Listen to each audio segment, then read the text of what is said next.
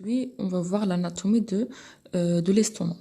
Alors, on a vu, rappelez-vous, dans la vidéo précédente, la paroi abdominale. On a vu les muscles qui vont constituer cette paroi.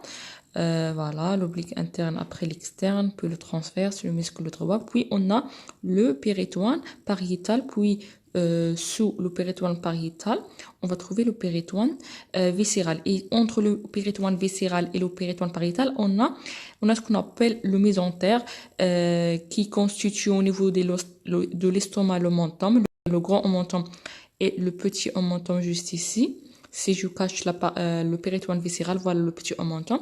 Et il va constituer au niveau du côlon le mésocôlon, au niveau de l'intestin grêle le mésentère. Et au niveau du foie, il va constituer les ligaments. Alors, je vais cacher tout la peau ici, ce qu'on est dehors, voilà. Et je vais cacher aussi les muscles. Alors, je tiens juste à vous informer que, voilà, l'abdomen, elle est sous le diaphragme. Elle est sous le diaphragme. Si je cache les os, comme ça. Voilà. Alors, voilà le diaphragme. Et juste en haut, on va trouver le poumon et le thorax. Voilà. Et notre abdomen, elle est en bas. Comme vous pouvez le voir, je vais cacher toute la musculature ici. Et voilà. Ici, on va trouver le diaphragme qui sépare les poumons, l'appareil respiratoire de l'appareil abdominal. Et voici l'œsophage qui va lier la bouche avec et le pharynx avec l'estomac. Alors, notre sujet d'aujourd'hui, c'est l'estomac. On a dit que, alors voilà les ligaments, le mésentère au niveau de foie, il va constituer les ligaments de foie, à savoir le ligament falciforme, le ligament triangulaire droit, ou bien gauche, et le ligament triangulaire ici, ça c'est gauche, comme vous pouvez le voir, et le ligament coronaire. Sinon, alors on va détailler ça lorsqu'on va étudier l'anatomie du foie. Aujourd'hui, c'est l'anatomie de l'estomac. Ce mésentère-là, il va constituer le grand omentum en bas et le petit omentum en haut qui va relier l'estomac avec le foie. Alors, on va étudier, on a dit, l'estomac aujourd'hui. Alors, c'est quoi l'estomac tout d'abord? Alors, on a dit que l'estomac, elle est tout d'abord, on a dit que c'est un organe qui est intrapéritonéal. Pourquoi? Parce que elle est cachée, voilà, elle est cachée entièrement, comme vous pouvez le voir, entièrement par le péritoine, comme vous pouvez le voir. Et voilà notre estomac, comme vous pouvez le voir. Et l'estomac, elle est fixée au péritoine, voilà, par deux omentums qui constituent le mésentère. Voilà, le petit omentum entre l'estomac et le foie. Voilà, et le grand omentum entre l'estomac. Voilà, tout ça, c'est le grand omentum. Entre l'estomac et en bas, c'est quoi? En bas, c'est le côlon et l'intestin grêle. Et puis, latéralement, toujours le gros mésentome, on a des ligaments qui constituent ce grand omentum. On a ce ligament, c'est le ligament gastrocolique entre l'estomac et le côlon. Et on a, latéralement, on a le ligament entre la rate et l'estomac, c'est le ligament gastrosplénique. Splénique, c'est pour la rate. Et en haut, on a le ligament gastrophénique par rapport à quoi? Par rapport au diaphragme. Par rapport au diaphragme. Voilà, tout ça, c'est le grand omentum. Alors, pour bien voir notre estomac, je dois tout d'abord supprimer le grand omentum, voilà, avec les ligaments qui le constituent, à savoir le ligament gastrocolique, le mentum lui-même, voilà. En arrière, c'est tout simplement les intestins, voilà. Alors, je le cache, et je cache également, ça c'est le mésocôlon, c'est-à-dire c'est le mésentère du côlon, tout simplement. Et on a le mésocôlon transverse, on a le mésocôlon droit, et on a le mésocôlon gauche, et on a le mésocôlon droit, et on a le mésocôlon gauche. On va voir ça lorsqu'on va étudier le côlon. Alors sinon, alors voilà notre estomac là. Alors je vais cacher également ça, c'est le petit omentum, ou bien le ligament gastrique tout simplement. Et je cache également le grand omentum tout entier. Alors voilà, il ne reste que les organes, comme vous pouvez le voir. Et pour l'étude de l'estomac, il est constitué par des parties. On a deux orifices en haut et un orifice en bas qui va lier l'estomac avec l'intestin grêle, surtout le duodénum. C'est la première portion de l'intestin grêle. On va étudier le duodénum plus tard. Sinon, les deux orifices en haut avec l'œsophage s'appellent le cardia. Alors ça, c'est le cardia.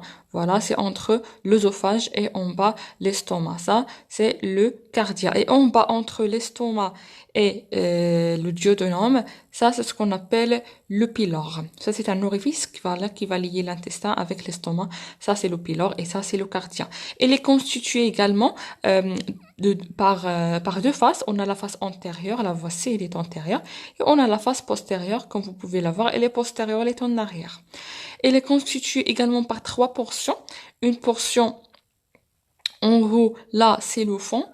Ça, c'est le fundus, c'est-à-dire le fond de l'estomac.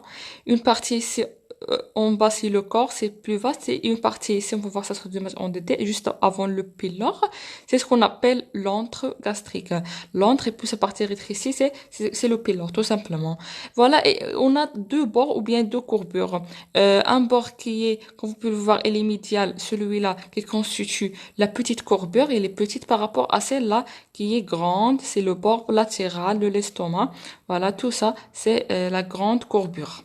Alors voilà pour la configuration externe. Pour la configuration interne, en fait, elle est constituée de l'extérieur à l'intérieur par la séreuse. Voilà, ça c'est la séreuse. Qui constitue quoi la séreuse? La séreuse, c'est tout simplement le péritoine viscéral. Voilà, la séreuse, c'est rien que le péritoine viscéral. Et puis, après la séreuse, on va trouver des couches musculaires qui constituent la musculeuse, qui sont au nombre de trois couches. Alors, si on coupe là la séreuse, qu'est-ce qu'on va trouver juste sous la séreuse? On va trouver les trois muscles, muscle longitudinal, puis muscle circulaire, c'est la couche intermédiaire, puis la couche la plus fréquente, c'est oblique, c'est la couche oblique, voilà. Et puis, qu'est-ce qu'on va trouver la couche la plus interne? C'est la muqueuse et la sous-muqueuse. Voilà ici à l'intérieur. Et puis le vide, il est rempli par le bol alimentaire. Voilà, ça c'est la muqueuse et la semi-muqueuse, puis les trois couches musculaires, puis la séreuse. Ça c'est pour la configuration interne de notre estomac, comme vous pouvez le voir. On lui décrit également cet estomac, on lui décrit des rapports avec les organes en voisinage. On a beaucoup de rapports, comme vous pouvez le voir. Et ces rapports sont simples. On a le rapport pour la face antérieure, des rapports pour la face postérieure, et c'est ça. Alors pour la face antérieure, il entre en rapport avec quoi? Avec, comme vous pouvez voir là, il est caché par lequel lobe? Par le lobe gauche du foie. Voilà, comme vous pouvez le voir, il est atténué, sinon il est voilà dans sa tonicité normale. On peut pas bien voir l'estomac. Il est caché, sa face antérieure de l'estomac, il est caché par le lobe gauche. On va étudier le foie plus tard. Sinon, voilà le premier rapport, c'est ça. Voilà, le premier rapport en avant, c'est le foie. Voilà, alors c'est ça pour la face antérieure. Pour la face postérieure, là, il répond ici, normalement, on va trouver l'aorte.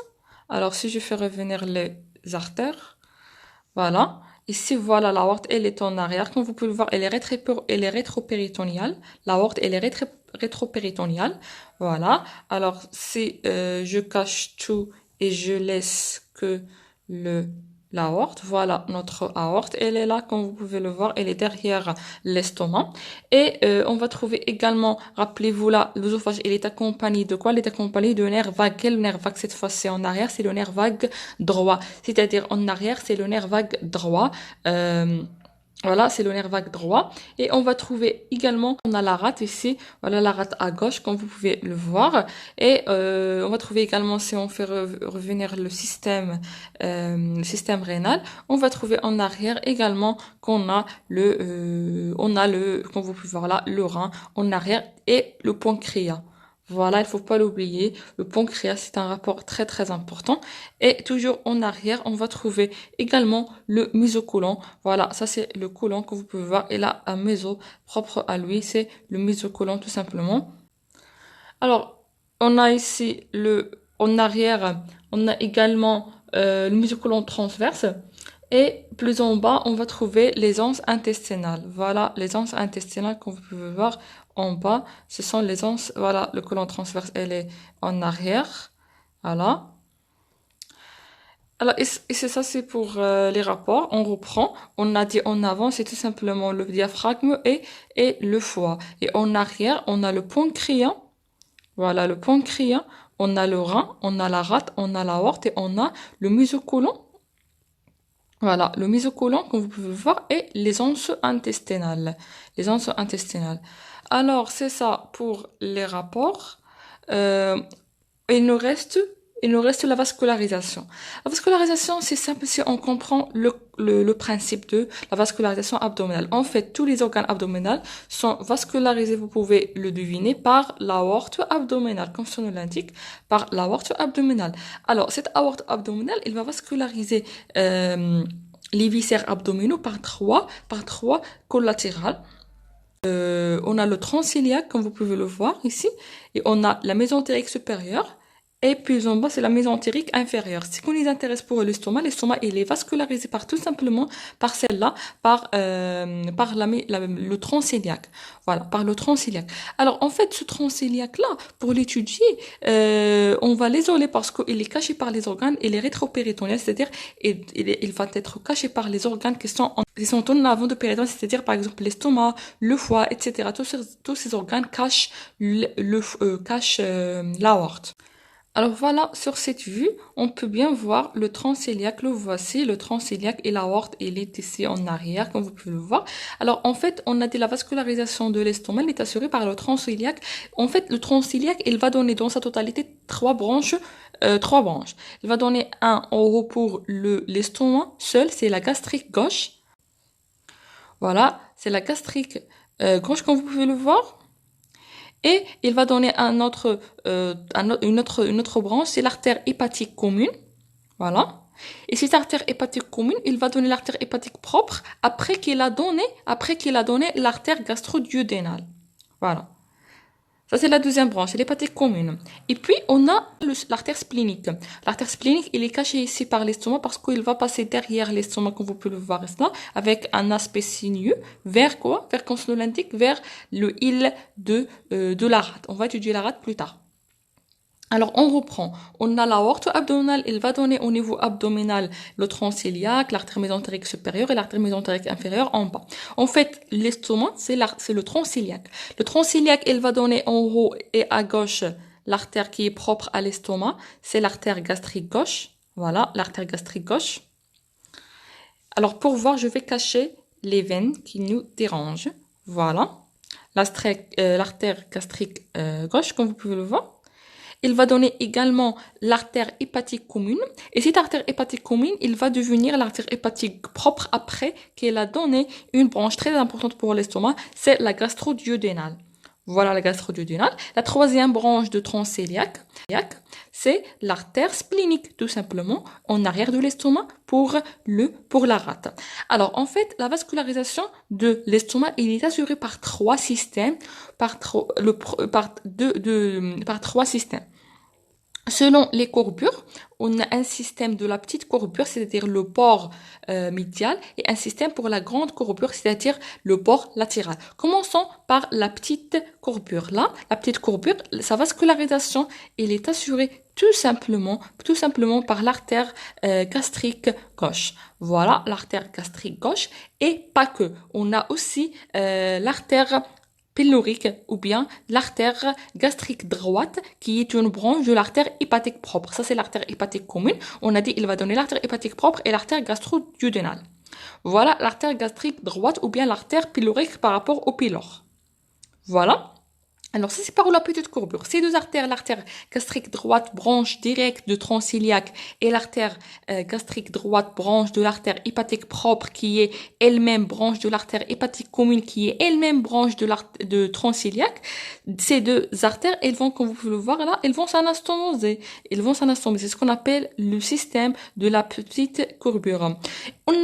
Ici, en dehors, on a la grande courbure et on a un autre système pour cette petite courbure. En fait, ce système-là, il est simple, il est formé par deux artères aussi. On a l'artère gastro-épiploïque ou bien gastro-omontale droite. C'est une branche de quelle artère?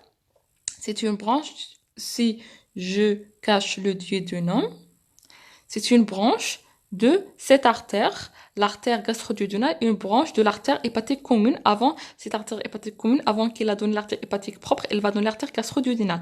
L'artère gastro-duodénale, elle va donner l'artère gastro-omontale ou bien gastro-épiploïque droite. Voilà. Il va aller vers la grande courbure. La deuxième artère qui va vasculariser la grande courbure, c'est l'artère gastro-hypoplique ou bien gastro-omontale gauche tout simplement. Et c'est une branche, comme vous pouvez le voir, de l'artère splénique. L'artère splénique, il va donner l'artère gastro-omontale ou bien gastro-épiploïque gauche. Alors, ces deux artères, gastro-épiploïque gauche, branche de l'artère splénique branche de tronc cœliaque avec l'artère, quelle artère? L'artère gastro-épiploïque droite branche de l'artère gastro-duodénale branche de l'artère hépatique commune. L'artère hépatique commune, c'est une autre branche de l'artère tronc cœliaque. Ces deux artères, elles vont s'anastomoser, voilà, au niveau de la grande courbure, constituant le système de la grande courbure. Il nous reste le troisième système, elle est simple, elle est facile. Ce sont les petites artères gastriques. Les voici ici. Ça, ce sont les petites artères gastriques qui sont des branches, qui sont plusieurs, et elles sont des branches de l'artère splénique, tout simplement. Alors, c'est assez simple que ça pour la vascularisation artérielle de l'estomac. On reprend, on a le tronc cœliaque. Il va donner l'artère. Alors là, le tronc cœliaque, si je cache alors, voilà, le tronc cœliaque, il va donner, c'est une branche de l'aorte abdominale, il va donner une artère propre à l'estomac, c'est la gastrique gauche. Il va donner une artère vers la rate, c'est l'artère splénique. Voilà. Il va donner une artère vers le foie, c'est l'artère hépatique commune. L'artère hépatique commune, il va donner avant de donner l'artère hépatique propre. L'artère hépatique propre. Il va donner, avant de donner cette artère-là qui va aller vers le île du foie, on va étudier le foie plus tard, il va donner l'artère gastro-duodénale. Voilà.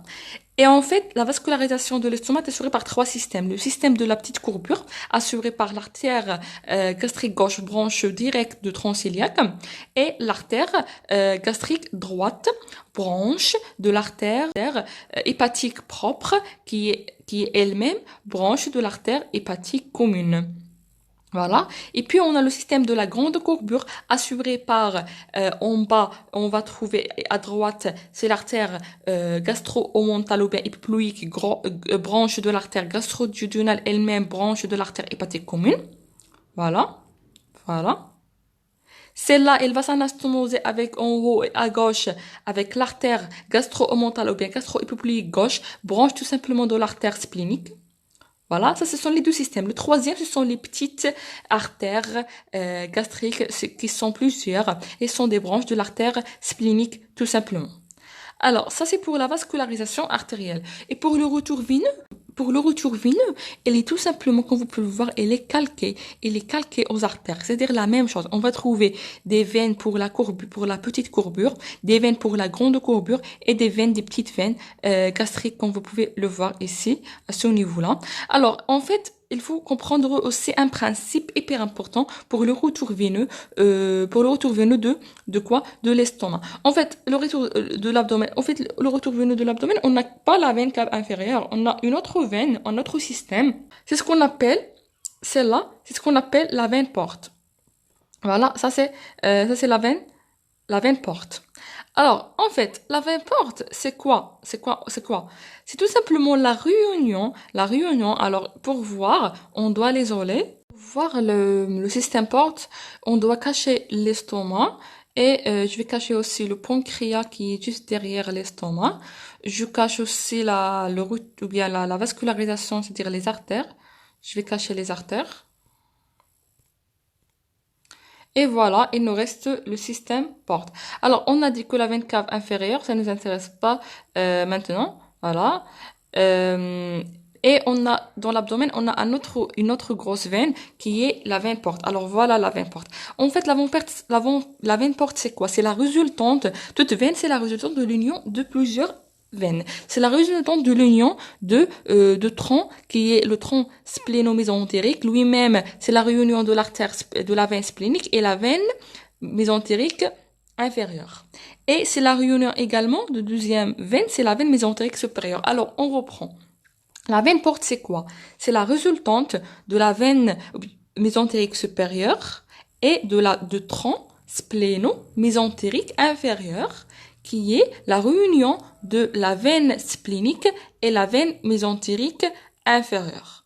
Voilà, ça c'est la veine porte. En fait, le retour veineux de l'estomac, il est simple. Voilà, et les calques qu'on a dit sur les artères, c'est-à-dire si vous avez bien compris, c'est-à-dire si vous avez bien compris la vascularisation artérielle, c'est la même chose. C'est la même chose. On a trois systèmes veineux, système de la petite courbure, comme vous pouvez le voir là, constitué par les mêmes veines. Veine gastrique gauche et veine gastrique droite. En fait, la veine gastrique gauche, il va se jeter directement dans le tronc porte. Voilà.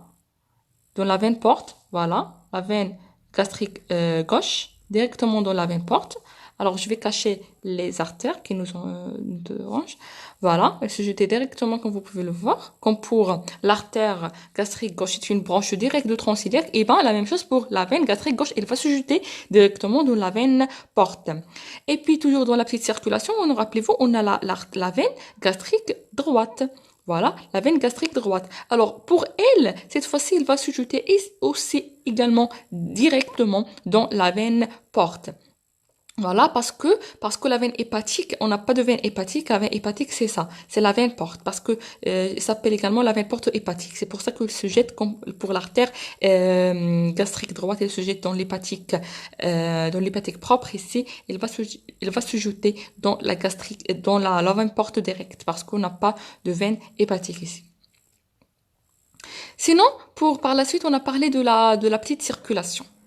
La petite circulation, on a quoi dans la petite circulation? On a en haut, rappelez-vous, on a la veine gastro-omontale gauche, tout simplement. Il va se jeter tout simplement dans la veine splénique, comme pour les artères. La même chose. La veine splénique, il va se jeter par la suite dans le tronc, dans le tronc gastrosplénique, pour par la suite, voilà, le tronc gastrosplénique, pour par la suite se jeter, l'artère mésentérique inférieure, la veine mésentérique inférieure, voilà, ça c'est la veine splénique, il faut se jeter par la suite dans la veine porte. Par la suite, il nous reste toujours dans la grande courbure, on a en bas et à droite, on a la gastro-épiploïque omontale gauche, omontale droite. Alors, cette fois-ci, celle-là, elle va se jeter dans la veine mésentérique supérieure, tout simplement, supérieure.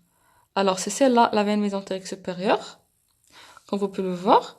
Elle va recevoir ici la gastro-épiploïque droite directement. Voilà. Et celle-là, elle va se jeter dans la veine porte par la suite.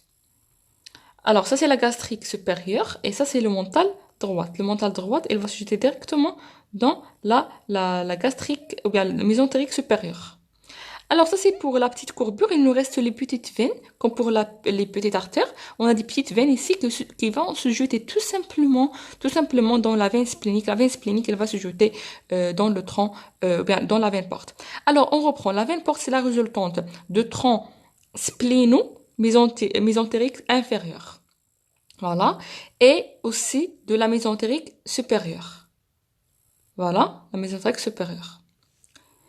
En fait, le retour veineux de l'estomac, il suit à la lettre la vascularisation artérielle. On a la petite courbure, on a l'artère gastrique gauche et l'artère gastrique droite. Les deux vont se jeter directement dans la veine porte, tout simplement. Pour la grande courbure, le même principe, on a la veine gastro-épiploïque gauche, elle va se jeter dans la veine splénique. Voilà. La veine splénique, il va rejoindre la veine mésentérique supérieure pour constituer ce tronc et pour former avec la veine mésentérique supérieure la veine porte, tout simplement. Et puis en bas, la gastro-épiploïque gauche, la voici, il va rejoindre, comme vous pouvez le voir ici, il va rejoindre quelle veine? Il va rejoindre, si je cache ici l'estomac parce que on l'a bien étudié, voilà. Il va se jeter, comme vous pouvez le voir là, dans la veine mésentérique supérieure. Voilà. La veine mésentérique supérieure avec la mésentérique inférieur et splénique, il va former la veine porte.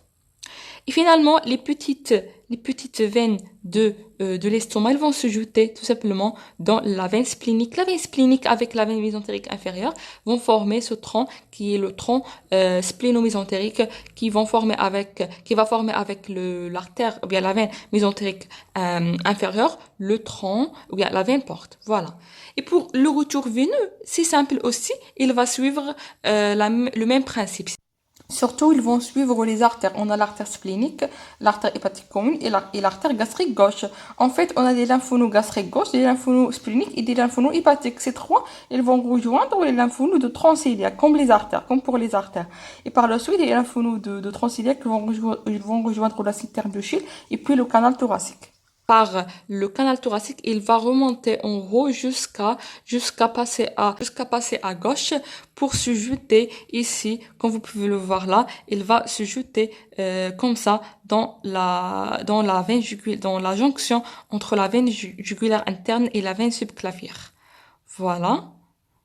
Voilà pour le drainage gastrique, le drainage lymphatique. Et pour l'énervation de l'estomac, c'est très simple. Il est assuré tout simplement par deux systèmes. Par les nerfs, le nerf vague, voilà, qui provient ici, qui accompagne l'œsophage. Voilà, il va par la suite aller à l'estomac. Le nerf vague, c'est l'énervation parasympathique. Et l'énervation sympathique, il est assuré tout simplement par par les ganglions cœliaques et les nerfs spleniques. Alors, rappelez-vous, les ganglions cœliaques, c'est rien que les ganglions prévertébrales. Les ganglions prévertébrales, c'est-à-dire les ganglions cœliaques, les ganglions mésentériques supérieurs, mésentériques inférieurs, juste en bas, mésentérique inférieure, ça se constitue les ganglions sympathiques prévertébrales. Ils sont liés en fait aux ganglions paravertébrales, voilà, qui sont pairs, alors que les ganglions prévertébrales sont impairs. Là, de l'autre côté, on va les trouver de chaque côté de vertèbre. Voilà. Et ils sont liés par ce qu'on appelle les nerfs splanchniques. Voilà, ils sont liés à ce qu'on appelle les nerfs splanchniques. En fait, la vascularisation sympathique, il est assuré par les ganglions cœliaques. Voilà, les ganglions cœliaques. Tout simplement, c'est l'énervation sympathique. Et on a fini avec l'estomac. Voilà, on reprend sur des images en 2D pour les détails. Voilà, rappelez-vous, on a dit que l'abdomen, c'est rien que la paroi abdominale et la cavité abdominale. La cavité abdominale à l'intérieur, on va trouver ce principe, on va trouver le péritoine pariétal. Voilà, et puis le péritoine viscéral qui tapisse les organes. Ça, par exemple, ça peut être l'estomac, le pancréas, etc. Par exemple, dans ce cas, c'est l'estomac. Et on a dit que entre le péritoine viscéral et le péritoine pariétal, on a ce qu'on appelle le méso. Et là, le nom de ce méso, ça diffère selon l'organe en question. Par exemple, l'estomac, on a dit qu'on a il s'appelle au niveau de l'estomac le menton, tout simplement, ou bien l'épiplon. Alors, sur cette coupe qui est sagittale, vous pouvez bien voir le foie. Et juste en bas, on va trouver quoi? L'estomac. Et puis, on a le côlon transverse et on a le duodénum et les autres anses grilliques. Oui, on a vu que ça, c'est quoi ça? Ce qui tapisse la paroi, c'est le péritoine pariétal. Tout ça, c'est le péritoine pariétal qui tapisse la paroi. Et puis, ce péritoine pariétal, il va devenir le péritoine viscéral en tapissant les organes, Et entre le péritoine pariétal et le péritoine viscéral, on a les mésos. Ça, par exemple, au niveau de l'estomac, on a l'épiplon et épiplon. Au niveau de foie, on a les ligaments. Au niveau de côlon, on a le mésocolon. Au niveau de l'intestin, ce sont les mésentères avec la racine de mésentère. Tout ça, ce sont des mésentères. Ça, c'est la racine. Voilà. Et ça, c'est ce qui nous intéresse aujourd'hui. On a des organes qui sont intrapéritonéaux, savoir l'estomac, il est totalement englobé par toutes ces surfaces, par sa face antérieure, sa face postérieure, par le péritoine. Et on a des organes qui sont juste entourés sur leur face antérieure par le péritoine, alors que leur face postérieure, elle est libre. Par exemple, l'aorte, une partie du duodénum, une partie du pancréas, on va détailler tout ça. Et le rectum, elle est rétropéritonéale. Alors, Pour l'estomac, le voici, il est lié au foie par le petit omentum, il est lié au côlon et aux anses gréliques par le grand omentum. Et rappelez-vous, la cavité abdominale, c'est-à-dire ça, elle est divisée en deux parties. Une partie, tout ça, c'est la grande cavité, tout ça, qui tourne avant de l'estomac, et une partie qui tourne arrière de l'estomac, ça, c'est ce qu'on appelle la bourse omentale, ou bien tout simplement la petite cavité abdominale. Alors voilà le petit omentum, c'est ce qu'on appelle également le ligament gastro-hépatique tout simplement. Et on a le grand omentum qui va être en bas et latéral pour lier l'estomac avec le diaphragme en haut, avec la rate latéralement. Voilà, et en bas avec le côlon. Voilà ici, comme vous pouvez voir là, la grande, ou bien la grande omentum ou bien la grande épiplombe qui est très très large et en bas c'est on enlève on va trouver les intestins avec le mésocôlon pour le côlon et le mésentère pour l'intestin grêle. Voilà l'autre image pour dire la même chose. Voilà le plus grand omentum, puis en bas on va trouver le mésocôlon et puis le mésentère. Voilà, ce qui nous intéresse, c'est ça, c'est l'estomac et le petit omentum. Et ça, ici, on a enlevé le grand omentum. Voilà, ça, c'est le mésentère, par exemple. Et là, ça, c'est le petit omentum. Voilà, on a dit c'est entre le foie et l'estomac. Et pour le foie, on a des ligaments. Ça, on l'a déjà étudié. Alors, en fait, on a dit que la cavité abdominale, on a deux sacs, on peut dire à l'intérieur. On a la grande cavité abdominale, c'est tout ça qui est en avant de l'estomac. Et on a juste en arrière de l'estomac, sur sa face postérieure, on va trouver la petite cavité. Là, voici la petite cavité en arrière, ce qu'on appelle la bourse omentale. Voilà, la bourse omentale, c'est celle-là. Sur cette vue, voilà, en arrière de l'estomac, c'est la bourse omentale. C'est-à-dire en arrière de la petite, bien de petit omentum et de grand omentum en arrière d'eux, c'est la bourse omentale, comme son nom l'indique. La bourse omentale, c'est en arrière des bourses. C'est en arrière des omentums. Alors, sur une coupe qui est, comme vous pouvez voir là, il est horizontal. Vous pouvez bien voir, ça c'est quoi entre l'estomac et le foie. C'est c'est le petit omentum. Et ici, on a en bas et latéralement, c'est par exemple le ligament gastro-splénique, voilà, qui appartient à la grande, quelle grande, à la au grande épiplan. Voilà, sur cette vue coupe sagittale, ça c'est la grande épiplan qui va constituer également le ligament gastrocolique pour le côlon et puis puis le reste de grand omentum, c'est pour le reste de l'intestin, comme vous pouvez le voir. Et là en haut, c'est ça. C'est ça pour le foie. Voilà. Et en arrière de l'estomac, en arrière des deux omentums, c'est la bourse omentale comme son nom l'indique. Ça, c'est la bourse omentale. Voilà, sur cette image, on peut bien la voir. La bourse omentale en arrière de l'estomac.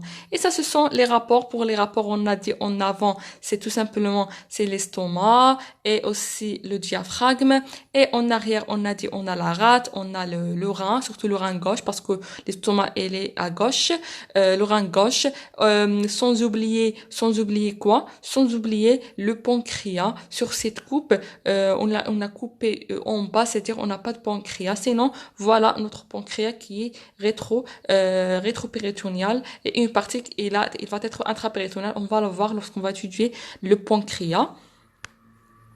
Alors pour la configuration externe, rappelez-vous, on a dit que pour l'estomac, on lui décrit deux orifices, voilà, et deux courbures.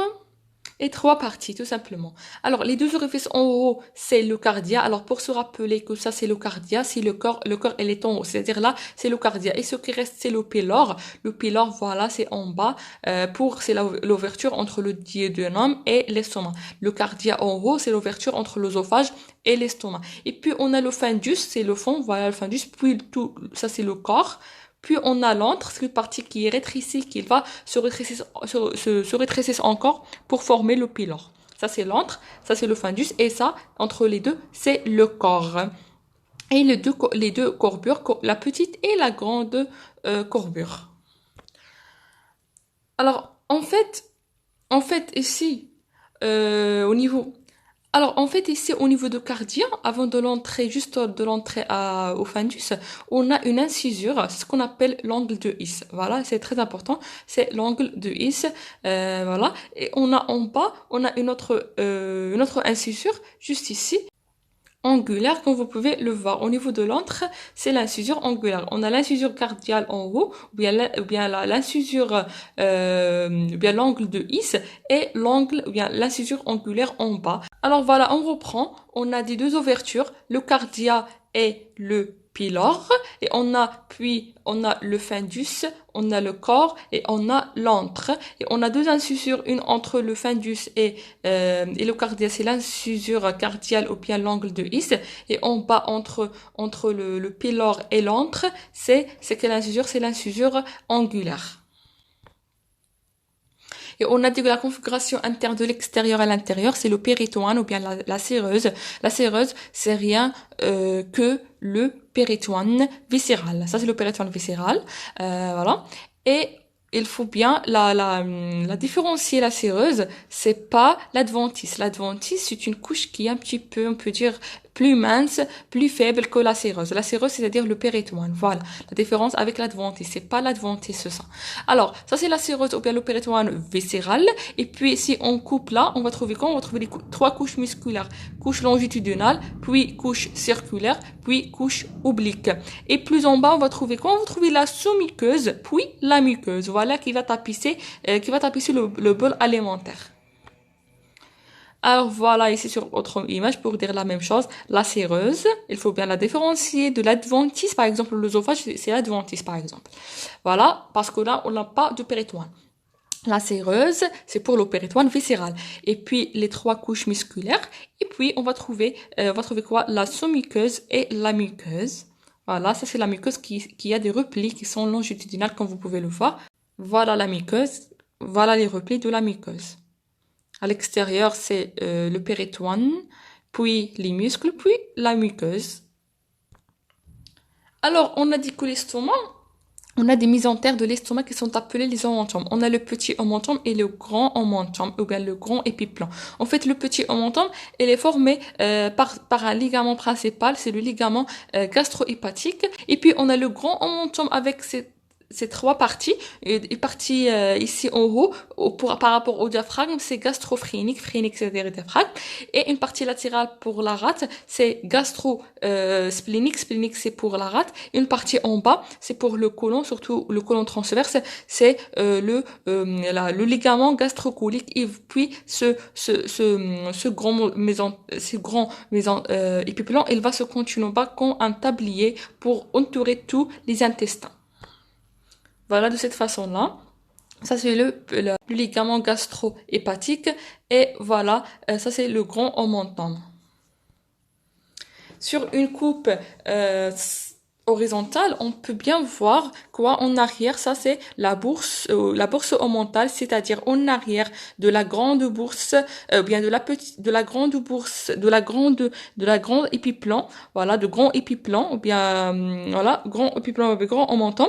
Et en arrière avec le foie, avec le île hépatique, surtout, on va étudier le foie et le île hépatique. C'est la petite, ou bien le petit omentum. En arrière des deux, en arrière, c'est-à-dire de la face postérieure de l'estomac, c'est la bourse omentale. Et en avant, tout ce qui reste, c'est la grande cavité abdominale. Ça, c'est la rate en arrière et à gauche. Ça, c'est l'estomac. Et en arrière de péritoine pariétal, c'est quoi ça? En arrière de péritoine pariétal, ce sont les organes, voilà, qui sont rétropéritonéaux, à savoir l'appareil urinaire tout entier et les rétropéritonéales. Alors, si on coupe ici, on va voir une vue qui est supérieure. Voilà, et on coupe, on peut voir les rapports. Ça, c'est le pancréas, la rate qui est à gauche. Et puis, on a le rein, on a l'aorte. Voilà, ça, ce sont les rapports en arrière de l'estomac. En avant, c'est juste le foie. Alors, ici, on a gardé l'estomac. Ici, on l'a coupé. Voilà les extrémités de la coupe. On a quoi en avant? On a ici, on a décalé ici le foie en haut pour bien voir parce que son lobe gauche, il va séparer, ou bien il va cacher la face antérieure de notre estomac. Et ici, on a coupé pour voir ce qu'on a en arrière pour la face postérieure. Il est en rapport avec le pancréas, avec la rate, avec l'aorte. Et on va trouver également le rein, le mésocolon et également les anses gastriques. Sagittal, vous pouvez bien voir le foie en haut, puis le petit omentum, le grand omentum, la bourse rétro, ou bien la bourse omentale, voilà, elle est en arrière de la face postérieure de l'estomac. Les rapports en arrière, c'est quoi? C'est le pancréas, c'est le c'est le mésocolon. Voilà, le mésocolon, ça c'est le mésocolon de côlon. Ça c'est le mésocolon.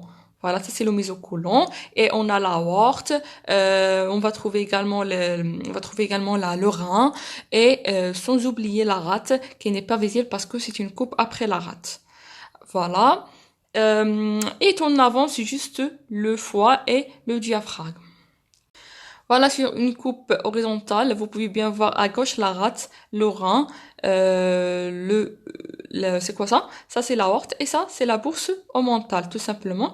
En arrière de deux omentums, la grande, ou bien la petite omentum et la grande omentum, le ligament gastro-splénique. Et voilà, c'est ça. Ça, ce sont les organes rétro-péritonéaux. Alors pour la vascularisation, on a dit on a trois systèmes. On a le système de la petite courbure, système de la grande courbure et les petites artères. La petite courbure, c'est tout simplement l'artère gastrique gauche, c'est une branche directe transiliaque et c'est l'artère en bas. Elle va s'associer avec l'artère en bas et à droite, l'artère gastrique droite. L'artère gastrique droite, c'est une branche de l'artère hépatique propre. L'artère hépatique propre, c'est une branche de l'artère hépatique commune. L'artère hépatique commune, c'est une branche de transiliaque. Et puis ça c'est la petite courbure. Et puis la grande courbure, on a quoi? On a en haut et à gauche, on a quoi? On a l'artère qui est l'artère gastro-omentale, voilà, ou bien gastro-épiploïque, branche de l'artère qui est l'artère splénique. Voilà, ça c'est à gauche. Il va s'associer avec à droite l'artère gastro-omentale, gastro-épiploïque droite. C'est une branche cette fois-ci de l'artère gastro-duodénale. L'artère gastro-duodénale, c'est une branche de l'artère hépatique commune. L'artère hépatique commune, c'est une branche de l'artère cœliaque, tout simplement. Et finalement, ça c'est la grande courbure. Finalement, les petites artères, ça, voilà, elles sont là, les petites artères qui vont vasculaire surtout le fundus. Voilà, le fundus s'appelle également la tubérosité. Voilà, la tubérosité de l'estomac, c'est rien que le fundus. Alors là, ce sont des branches, ces petites artères gastriques, ce sont des branches de tronc, ou bien de l'artère splénique, tout simplement. L'artère splénique, c'est une branche de tronc cœliaque. Alors ça, c'est pour la vascularisation artérielle. Alors pour le retour veineux, on a dit il est calqué sur les artères, c'est la même chose, le même principe. On a quoi? On a la petite courbure, on a la grande courbure et on a les petites veines. Pour la petite courbure là, on a deux veines, on a la veine gastrique gauche et la veine gastrique droite qui vont se jeter les deux directement dans la veine porte. Voilà la veine porte. Et on a également quoi? On a la grande courbure, on a deux veines, on a la veine en haut, la veine gastro-épiploïque gauche, voilà, qui va se jeter dans la veine splénique qui n'est pas présentée ici. Et on a à droite, on a quoi? On a la veine gastro-épiploïque droite qui va se jeter dans la veine mésentérique inférieure. Là, voici la veine mésentérique inférieure qui va former avec le tronc splénomésentérique, la veine porte. Et finalement, alors voilà, il suit comme vous pouvez voir là, il suit les artères, finalement les petites veines, ici les petites veines qui vont s'occuper de fundus, ou bien la grande tubérosité de l'estomac, elles vont être drainées dans la veine splénique qu'on va voir. Voilà, ça, c'est la veine porte. Voilà, la veine porte, c'est quoi? C'est l'union de la veine mésentérique supérieure et du tronc. Quel tronc? Le tronc splénomésentérique. Le tronc splénomésentérique, c'est rien que la réunion de la veine splénique, voilà, et de la veine mésentérique inférieure. Voilà. Pour le retour veineux, on a dit la petite courbure, la grande courbure et les petites veines. La grande courbure, on a les deux artères gastriques, l'artère gastrique, ça c'est l'artère gastrique gauche et ça c'est l'artère gastrique droite. Les deux, elles vont se jeter directement, elles vont s'anastomoser et elles vont se jeter directement dans la veine porte. Et puis la grande tubérosité, la grande courbure, on a quoi? On a ça c'est la veine À droite, c'est la veine gastro-duodénale, c'est la veine gastro-omontale droite qui va se jeter dans quelle veine? Dans la veine mésentérique supérieure. Et la veine, ça c'est la veine ça c'est la veine gastro. Alors ça c'est la veine, ils vont s'anastomoser les deux veines gastro-omontales gauche et la gastro-omontale droite, ils vont s'anastomoser. En haut et à gauche, c'est la gastro-omontale gauche, il va se jeter dans la veine splénique. Voilà. Et on a en bas et à droite, c'est la veine gastro-omontale droite qui va se jeter dans la veine mésentérique supérieure. Ça, c'est pour la grande courbure. Finalement, pour les petites veines gastriques, elles vont se jeter tout simplement dans la veine splénique. Comme vous pouvez le voir, la veine splénique. La veine splénique, il va former le tronc spléno-mésentérique avec la mésentérique inférieure pour rejoindre la mésentérique supérieure pour former la veine porte. Il faut juste ajouter une information très importante, c'est que on a ce qu'on appelle une anastomose portocave. En fait, les petites veines ici, les petites veines de fundus là, parmi eux, ils vont être drainés non pas dans la veine splénique, mais dans la veine cave, voilà, dans la veine cave supérieure, en formant une anastomose entre la veine cave et la veine porte. Voilà la veine porte, la réunion de la veine mésentérique supérieure et le tronc spléno-mésentérique inférieur. Le retour lymphatique, on a dit, il suit le tronc cœliaque avec trois groupes ou bien trois système hépatique et puis groupe gastrique gauche et groupe splénique tout simplement. Tout ça, ils vont être drainés dans les lymphonodes cœliaques. Les lymphonodes cœliaques vont être drainés dans la citerne du Schill et puis le tronc thoracique en haut. Voilà les trois groupes. On a un groupe ici en bleu. Ça, c'est le groupe qui va suivre l'artère splénique. Et puis ici, ça en mauve, c'est le groupe qui va suivre l'artère hépatique. Et voilà. Et là en rose. Et là, ça en rose, c'est le groupe qui va suivre l'artère gastrique gauche. Voilà, l'artère gastrique gauche. Et finalement, les trois vont se jeter dans les lymphonodes, cœliaques. C'est-à-dire, le tronc cœliaque, il va donner l'artère gastrique gauche et l'artère hépatique commune et l'artère splénique. Et c'est la même chose pour les ganglions. On a les ganglions spléniques, les ganglions hépatiques et les ganglions gastriques gauche. Et les trois, ils vont se jeter dans les lymphonodes cœliaques. Pour la vascularisation, on a dit la vascularisation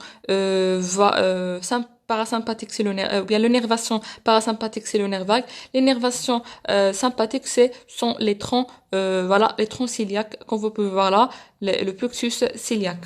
Et on a fini pour l'estomac. On va voir par la suite, on va voir le foie.